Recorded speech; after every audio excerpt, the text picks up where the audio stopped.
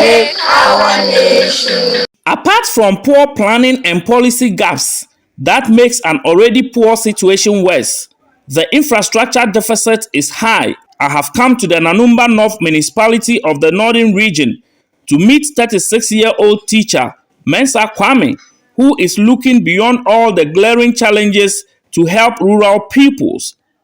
But as head teacher of the Lonpe MA Primary School, the burden is even higher. He would have to traverse an incredibly long distance to be in school on time. But what happens when his means of transport is unavailable, like when his motorbike broke down one day? After a 9-kilometer ride offered him by a good Samaritan who was returning from hospital with his wife, he would have to swim across the river Dakar and then continue for 3 more kilometers.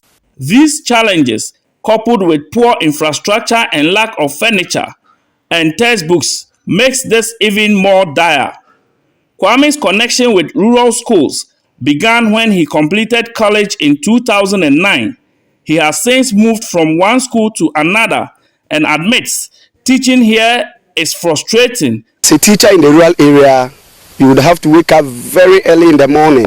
Mostly when you are living, even your family, they are a bit nervous because along the way there is a river.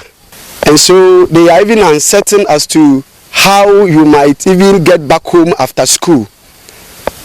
Most of the times, for instance today, for example, when we got to the bank of the river, there wasn't any canoe for us to cross.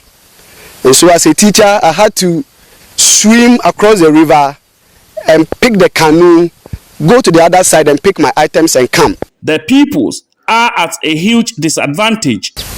We tried securing accommodation in the community to stay in the community and teach, but there wasn't any accommodation for us.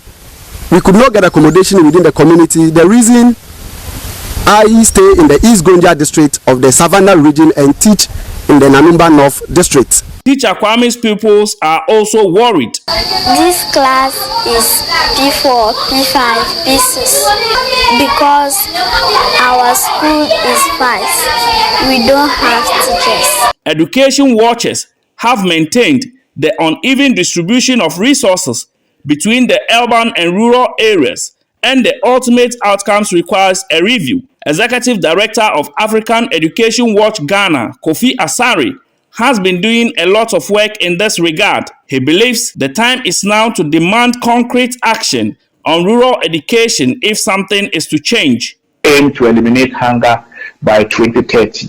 If we aim to reduce the percentage of people who are living in poverty in Ghana by 2030, the only way we can do so is to invest in education that is equitable, not education that further discriminates on the basis of geographical location. So we need to build equitable systems in the way we distribute educational resources.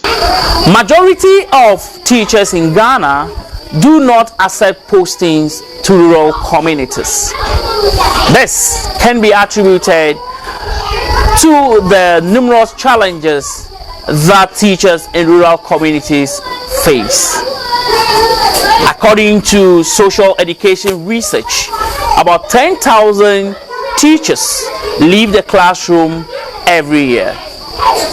In 2021 alone, according to EdWatch, a policy think tank, over 42,000 teachers left the classroom. This has widened the teacher-student ratio. As Ghana seeks to achieve zero hunger among other SDGs, government reforms must also consider the plight of the rural teacher. Until then, things would remain dire and even deteriorate further. Christopher Mwako, TV3 News, Lonpe.